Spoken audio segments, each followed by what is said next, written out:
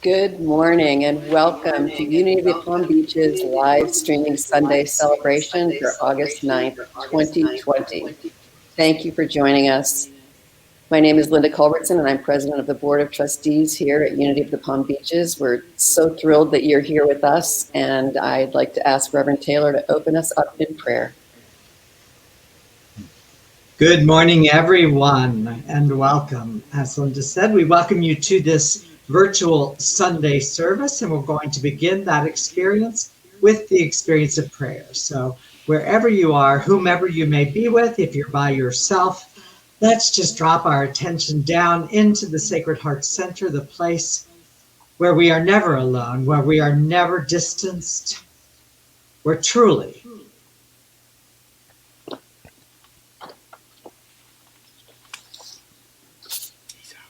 Okay. Go ahead. Are you ready? Yep. Oh, and we continue holding that prayer space.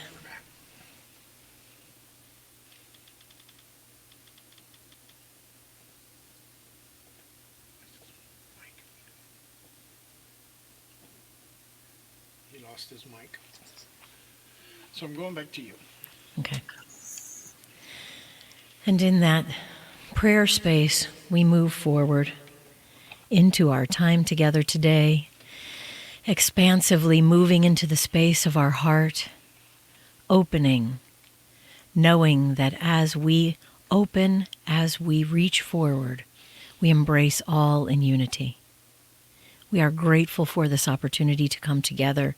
We are grateful for this service. In that joy, in that gratitude, we move forward. And so it is. And amen. And now we are going to go to Linda for our daily word reading. Thank you, Trish. The word for today is appreciation. And the affirmation is, I am grateful for the good in my life. Today, I take time to appreciate the abundance that surrounds me. I notice the beauty of the natural world, the talent and dedication behind the music and art I enjoy, and the skill and commitment of the people who work to maintain a safe and orderly world. The more I focus my attention on everything I have to appreciate in my life, the more I notice even more blessings. The more I am eager to share the gift of appreciation, so I give my full attention to someone I care about as we share a meal or a favorite activity, or simply a quiet moment together. Feeling grateful for my life's blessings, I feel renewed appreciation for the love and beauty that enriches my life. And from Scripture, Luke 10:23. Then, turning to the disciples, Jesus said to them privately, "Blessed are the eyes that see what you see." Now Trish will sing us into meditation.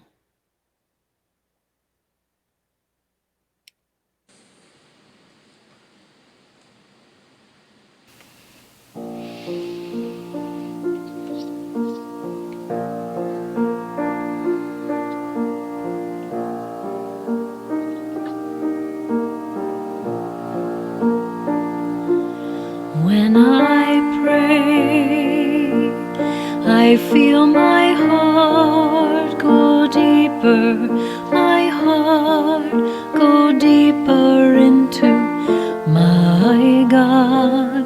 When I pray, I feel my heart go deeper, my heart go deeper into my God.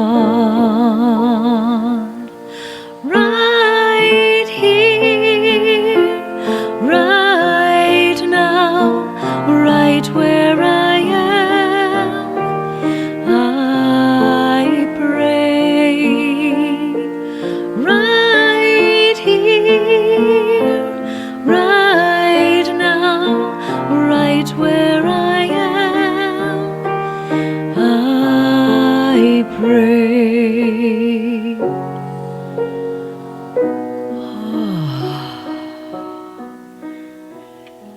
And we move into the space of meditation. Wherever you are, just breathe, relax, be fully supported wherever you are.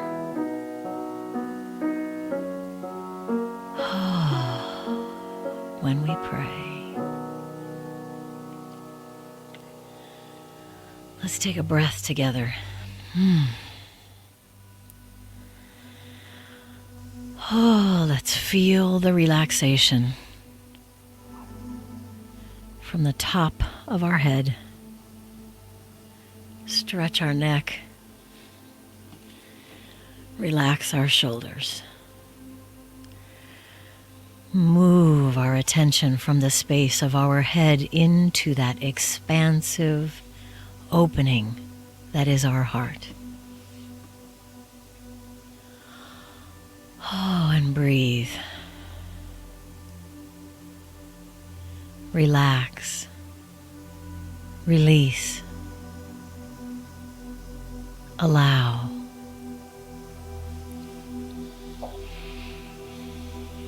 The divine moves in all things.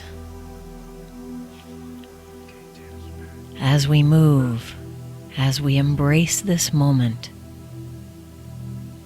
we feel that meditative energy moving from our heart, incorporating our breath, and relaxing into this now space.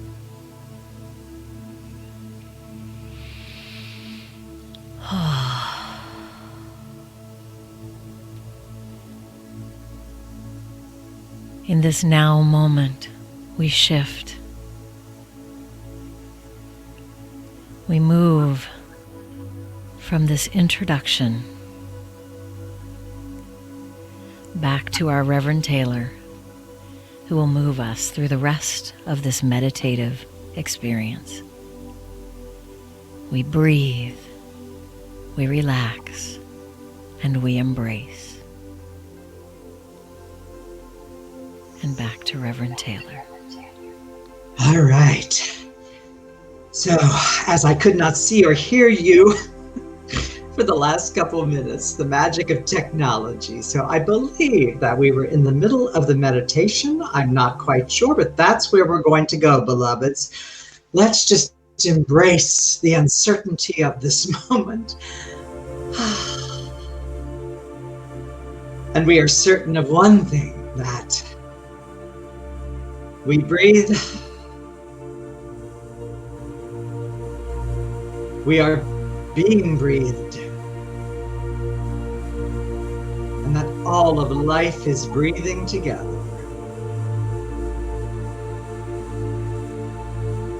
All of life breathes together.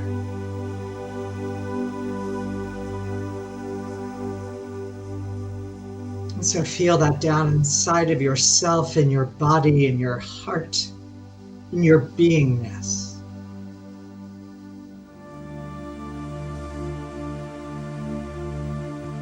That in these times of so much uncertainty,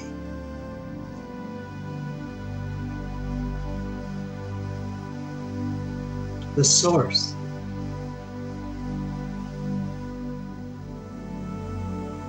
the one source, is all that is certain. We open fully to experience that one source as our breath, as our breathing, as the stillness in silence, in our collective being. Be still and know.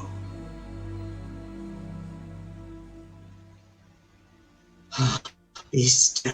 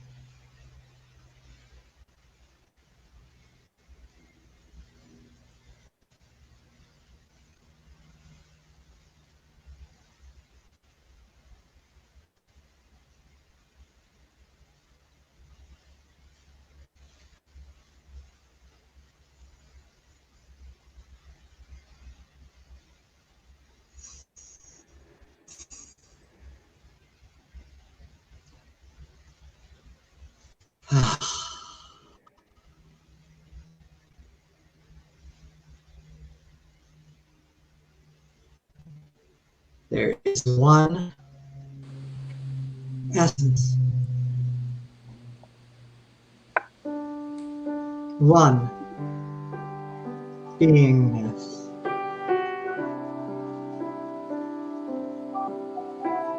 one spaciousness,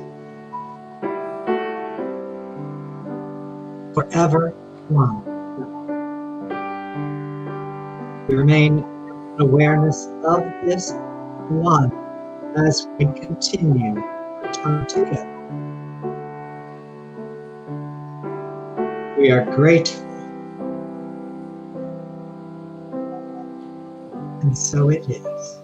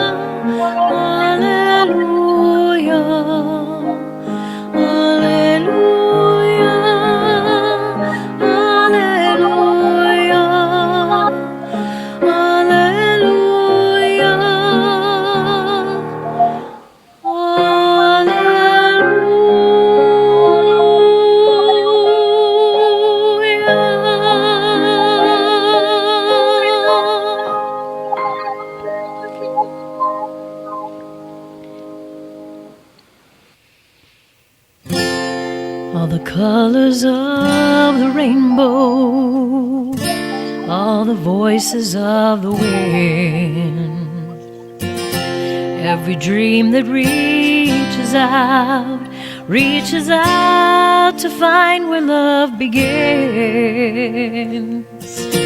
Every word of every story, every star and every sky, every corner of creation lives to testify.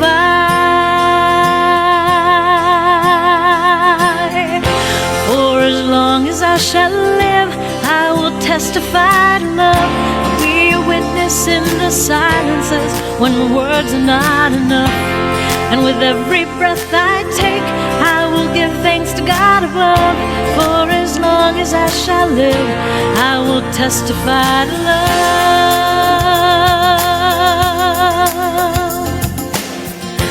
From the mountains to the valleys, from the rivers to the sea,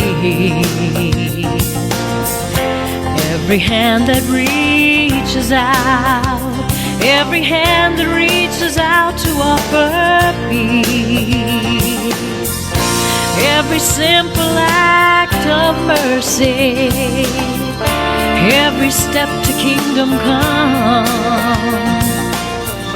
all the hope in every heart will speak what love has done.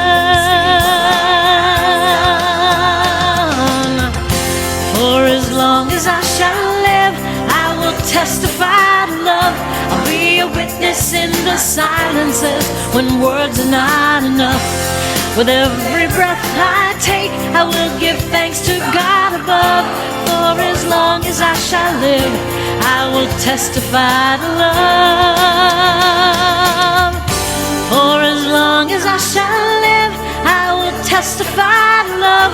I'll be a witness in the silences when words are not enough. And with every breath I take, I will give thanks to God above. For as long as I shall live, I will testify to love.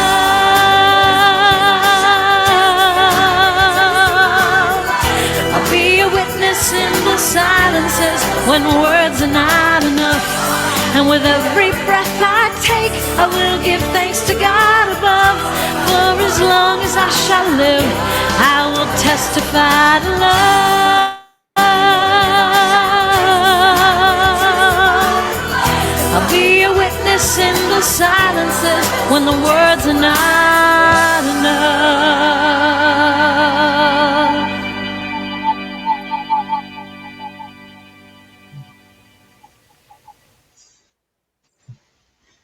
Thank you, Trish. Isn't that a great song? And she sings it beautifully. So thank you so much, Trish. While I'm thinking about it, also thank you to Tim, who was at the controls of running this technology for us. Bill Betts has been involved, Diane, our executive director, all of them. But Tim is sitting every Sunday. He found this technology and he's implemented it for us, and it's been such an improvement. Today, there have been a few glitches here in my home office. So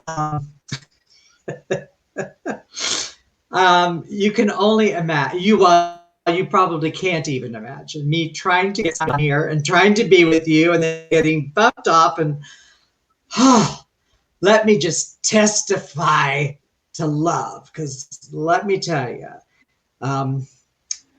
it's so interesting to be in this time of, in this time in general, but particularly in this time of being so dependent on technology, and personally being really so completely kind of inept in all of this and just fumbling along,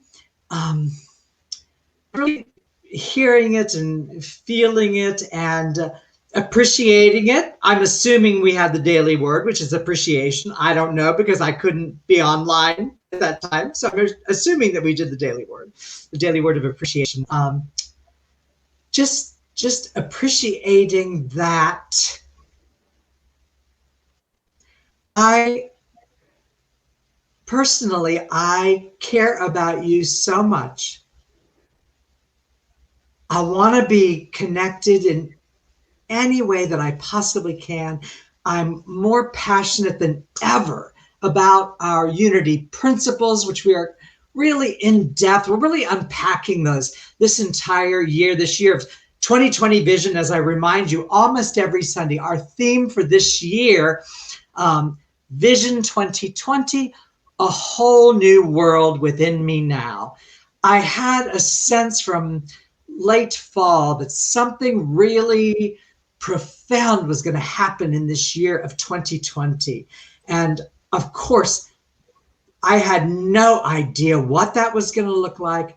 I had no idea that we would be here in August of 2020 and we would have been socially distanced from each other since mid-March. And we have gone through some iterations of different ways of connecting, and just about the time that I think we've really hit our stride, that everything is working, then here comes another curveball. And today I couldn't get on Zoom to do our pray-in, and then I couldn't get on here to do the service, and then I got bumped off. And so all of that being said, I also really know that, something else, something profound, something important, and something very necessary is unfolding in our collective human consciousness.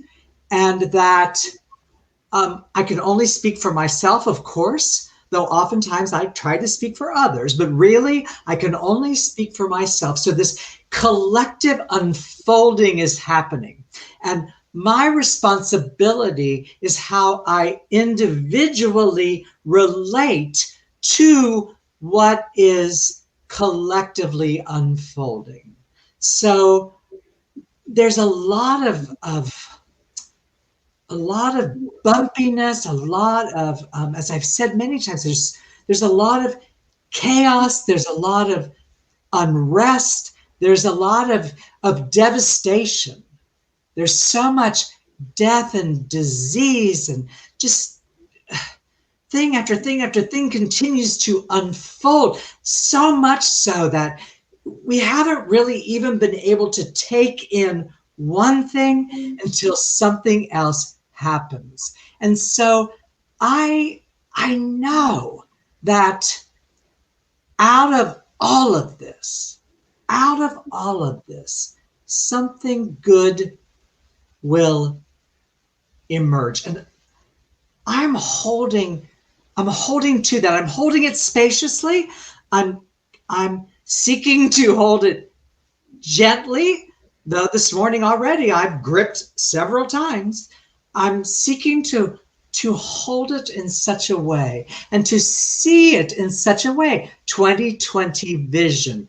I am seeking to see what I am looking at as a visionary. So I'm not squinting my eyes shut so that I do not see it. I'm keeping my eyes open. I am looking directly at what is happening in our manifest realm. I'm also praying to see what isn't yet there. That there's something moving, there's something arising in the deeper levels of consciousness. It's beginning to emerge. It is all in service of the greater good.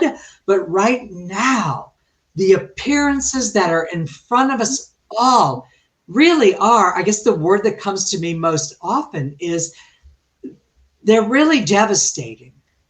They're not an eternal truth, but they are the current collective outpicturing of our consciousness. And so this month, in terms of exploring what Charles Fillmore called our 12 powers of, he said man, but the 12 powers of our human experience, the divine attributes that are in and fully available to us as human beings. They are in our very DNA. And so this month we are exploring, as we started last week, we are exploring order, the attribute, the capability of order, or law. So as I shared with you last week, when I think about order or law, or to turn that upside down, law and order, I shared with you one of my moments of brilliance in terms of my lifetime. It's why humility isn't a big stretch for me, because I've humiliated myself many, many times. Those are not the same, but one can often lead to the other. So I shared with you last week that that I was hired many, many years ago for a TV show that I thought was so horrible that I quit it in not even into it was just the pilot episode in the very first episode. I didn't even finish out the first season. I quit it because I figured, well, this thing's never going to get picked up. And of course, that was the show, the TV show called Law and Order, which is still running decades later to this day. So it kind of shows, how much I know. But in terms of the capability of order or law, the laws of consciousness, which we primarily look at in terms of our 5 unity principles, we're exploring that this month really on the 3rd Sunday. So the first Sunday, we look at the first principle, God is. The second Sunday today, we look at that second principle of I am. And then the third Sunday, we've been exploring, there is a law. There are laws of consciousness that govern all of manifest reality. So God is, I am. The law of God is within me. It is accessible to me, and how I am using the law. Moment by moment by moment, my life outpictures via how I am using the laws of consciousness, how I am using that law. And so there is a law, and that law follows an order. That order is an activity, and by law, order, activity, then the law becomes a manifest reality. So in terms of my illustrious, less than stellar television career, I did use early on in my Unity days, in my New Thought spirituality days, I was a struggling actor in New York City seeking to pay those exorbitant rents. And so when I began to learn about the power of intention, now this is before the TV show Law and Order, that debacle, though I know by law it was perfect for me because that's not what I was meant to be doing. But I had this idea that I had begun to be hired on soap operas, of all things. Wasn't my goal, wasn't really my idea, but they hired me. It was great money. So I decided, gosh, if I could get on a soap opera in a jury pool, as long as it takes for soap operas to ever resolve anything, I bet I could get a lot of work out of that, thus a lot of money. You know, these were union jobs, and so they paid really well. So I set the intention that I would get on a jury pool in a soap opera. Sure enough, it wasn't a month. I get a call, and As the World Turns hired me for a jury. So I show up celebrating this law of intention in manifestation, and I get hired to be on a jury. One of the main characters on this soap opera was accused of murder. And so, of course, there was going to be this trial, and I figured, oh my God, this thing is going to go on forever, as it tends to do in the world of soap operas. So when they brought us into the television studio, they showed us the jury box. One particular person had been hired as the jury foreman. So as they said, okay, the rest of you just go take your seat, I ran ahead and I sat right next to the jury foreman, because I figured that even if they didn't show the whole jury, that they would at least show enough that I would be in the picture. And sure enough, I worked weeks and weeks and weeks in that jury pool. And even when they didn't hire the entire jury, I got to be there because they showed like 4 of us in a close-up shot. So that was my first experience of jury duty. Now, I didn't think fast enough to kind of turn off that intention after I was done with that soap opera. And so it took me quite a while. After I moved to Florida, I kept getting called for jury duty. And I realized, Taylor, you never broke that arrangement with the universe. No wonder you're still getting called for jury duty. So now, of course, I don't think anybody's being called due to distancing. But anyway, long story, forgive me. But I remember sitting there watching the unfolding of this trial as a jury member, and just sitting back and kind of watching it all unfold. And I'm telling you, there's moments now, which is what reminded me of that story, in addition to our theme, but there's so often now where I feel like I'm sitting back and I'm watching this drama unfold in human consciousness. And though I'm engaged in it, it's not like I'm completely detached, but I am watching it, having the experience of it. But I am really, really fascinated by watching how all of this is unfolding. And as I said before, this incredible chaos that is emerging. And I know, as I watch that unprecedented times are upon us, that we are watching something unfold that is going to result in a whole new level of human consciousness. We are going to be lifted up as a result of all of this chaos.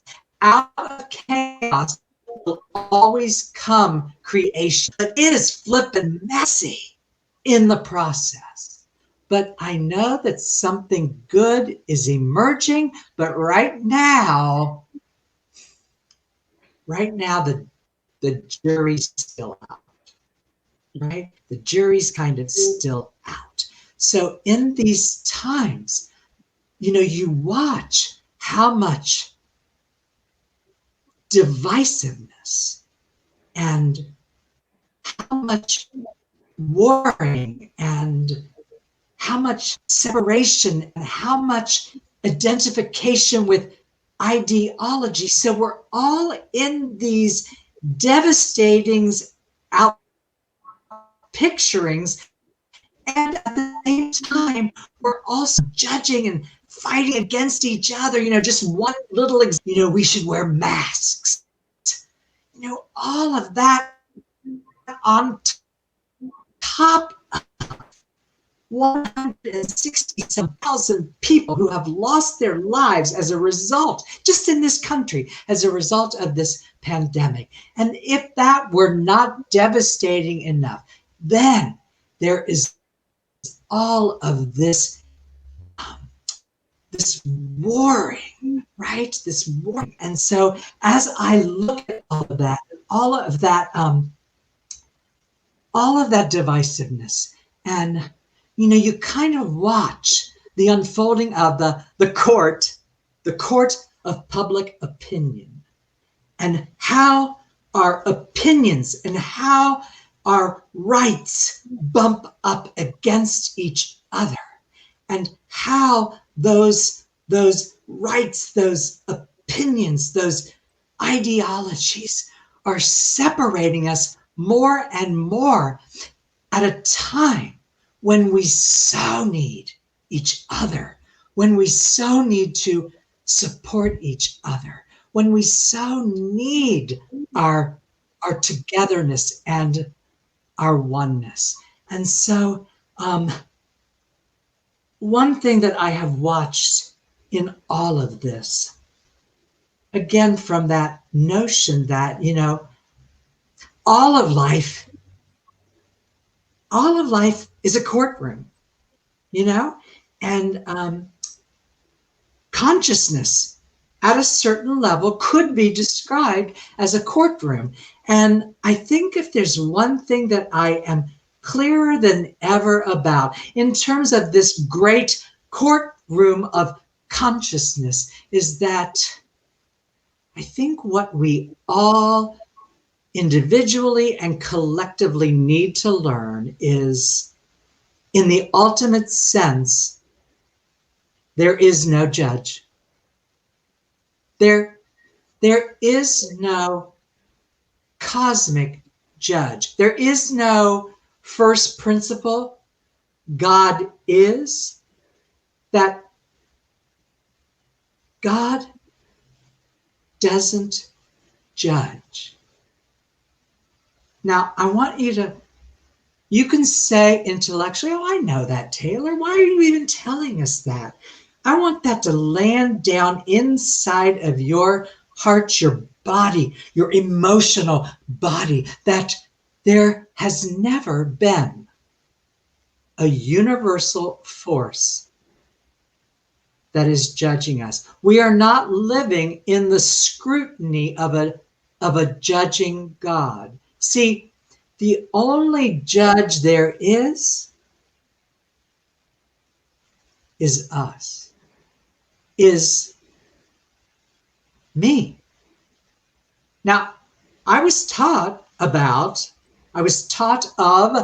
a judging God that was watching all the time, just waiting on us to slip up, right? If you've had any taste of theology, you know what I'm talking about. But see, that's a false God. So if we look at our unity principles, God is, I am. If you have a false God, your first principle is faulty, so your second principle, I am, will be faulty. See, we reverse the order of those. Human beings, in our amnesia of the truth of source, see, we're judging. We as human beings judge. And so we projected that judgment onto our source and then called it theology. So that sense of, and we explored that a couple months ago of, as Charles Fillmore said, wisdom or judgment. And as human beings, and we talked about this during that month that we explored that capacity, human beings judge. It's part of what the surface mind, it's what the ego thought system does. So it's not about getting to a point where you don't judge as much as it is you get to a point when you recognize that you are judging, right? That you're judging, and that you begin little by little by little realizing, recognizing that you're judging, that there's no God force judging the world, that is we who judge the world and so each other, right? We are lawyers for the prosecution and for the defense, right? So the lawyer of prosecution, I always think of prosecution as projection, right? And defense as denial. But you see, that's us. That's our own judging consciousness. That's how we show up in this grand courtroom we call life, and how we judge other people. We're doing it, we're projecting. See, we are most susceptible to judge in areas where we unconsciously judge ourselves. So what I put myself on trial for, I don't want to see that, or I can't see that. So I will project that out onto you. I will judge you rather than looking at the part of me that is really judging myself. So we are each judge, lawyer, jury, right? We're all of it. I remember when I was doing the soap opera, they hired an actual court stenographer to be as realistic as possible. And I thought, wow, what a cool thing that would be to like kind of have this consciousness of court stenographer, like we're kind of watching it.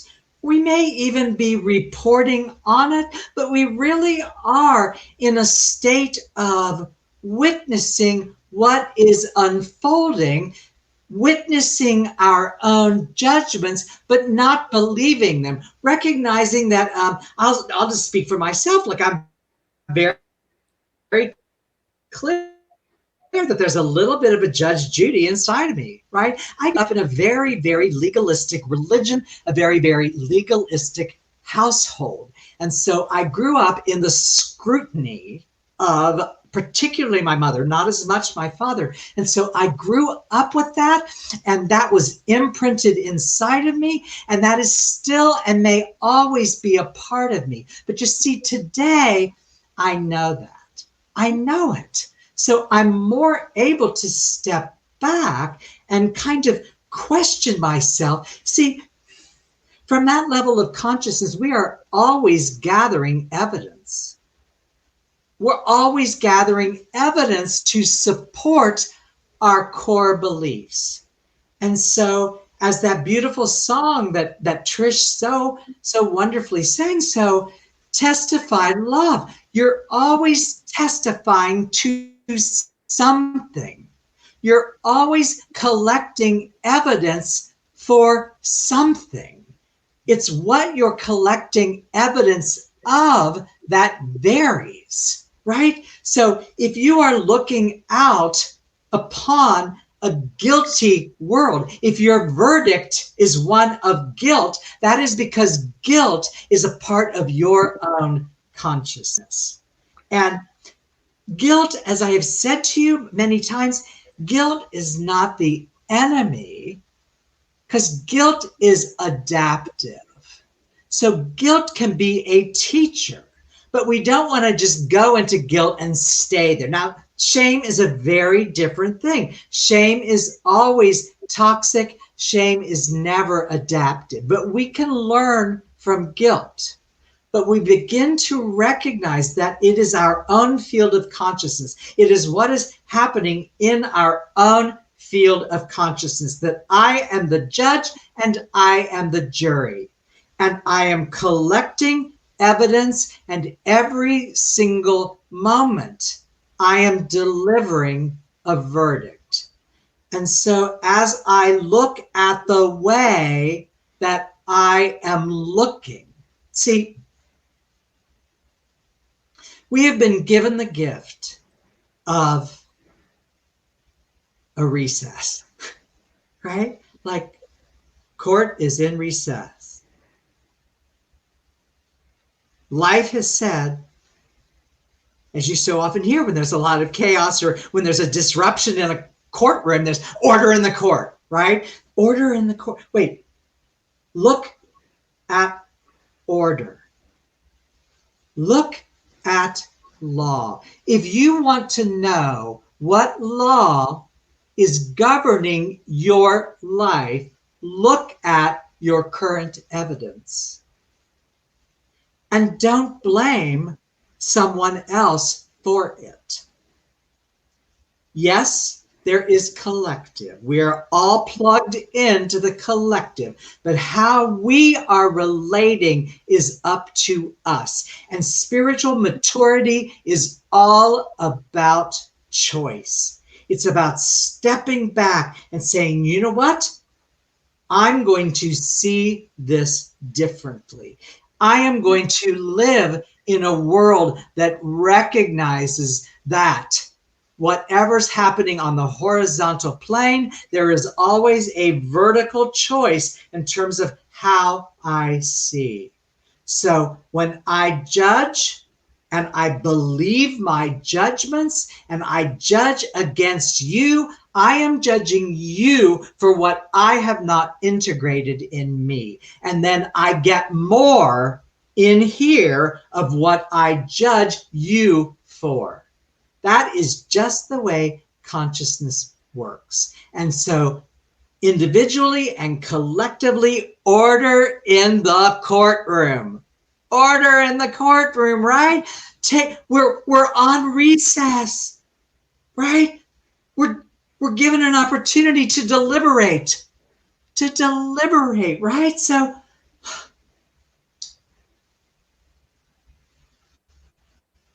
look within. Look at the evidence of how you are using the laws of consciousness. How is order unfolding in your individual life? Stop. Take a recess. Look within. Deliberate, right? To look at your own evidence. And then perhaps know beyond a reasonable doubt, right? Isn't that what they say? Beyond a reasonable doubt. God is, I am what I am. God does not judge. I am willing to release my judgments to become more of what God actually is. Every moment that I have left, I will testify to love. As I testify to love, I gather more evidence, moment by moment by moment. More love, more love, more love. I look at you. I see the tragic effects of your unconscious behavior. But when I'm conscious, I see it as behavior, not as who you are. There is a Judge Judy inside of you. Just accept that and be willing to make a different choice. Be willing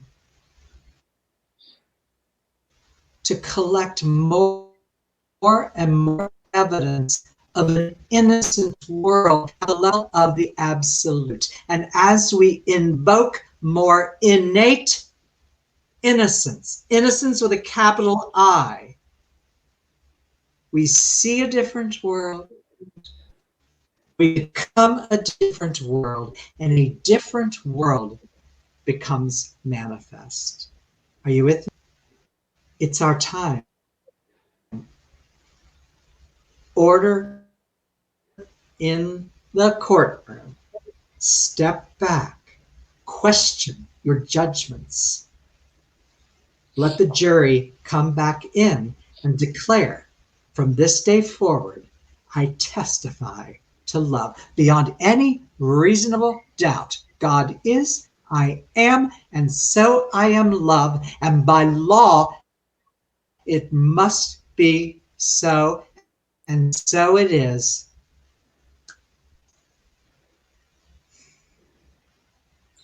Thank you, Reverend Taylor. And thank you so much, everyone, for joining us. You know, it's been 5 months since we've been together. And while during that 5 months, our expenses have remained the same. Thank you to those of you who have continued to give to support your spiritual community. We really need everybody to step up now so that we're sustainable and thriving during and after this requirement that we stay apart. So I invite you to go to our website, unitypalmbeach.com, click the donate button, be generous, and help us make it through this together. There's so much going on at Unity of the Palm Beaches. If you're not already getting our Conscious Connection newsletter, go to our website and sign up for it. You'll find that there are classes in the evening, there are devotionals during the day, not just this Sunday service. There's a lot else, a lot of other things going on. So I'd like to lead you now, if you would, in our prayer for protection. The light of God surrounds us. I am the light of God. The love of God enfolds us. I am the love of God. The power of God protects us. I am the power of God. The presence of God watches over us. I am the presence of God. Wherever I am, God is, and all is well. Now, Trish will close us out with the peace song.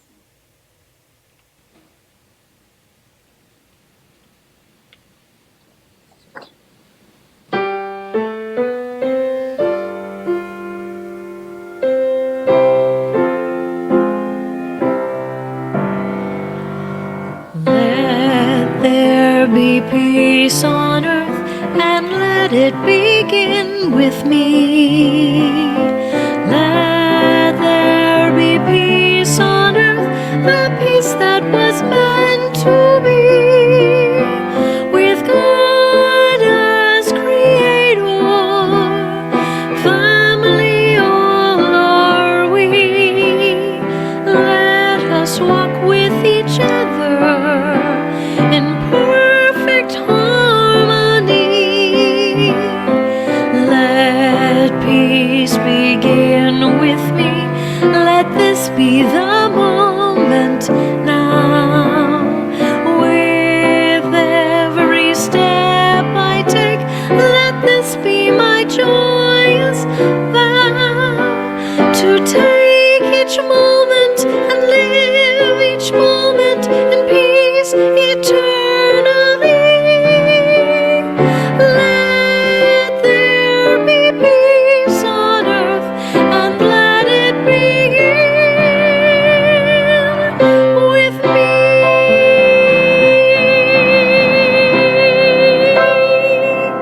Have a fantastic week. Thanks for being here.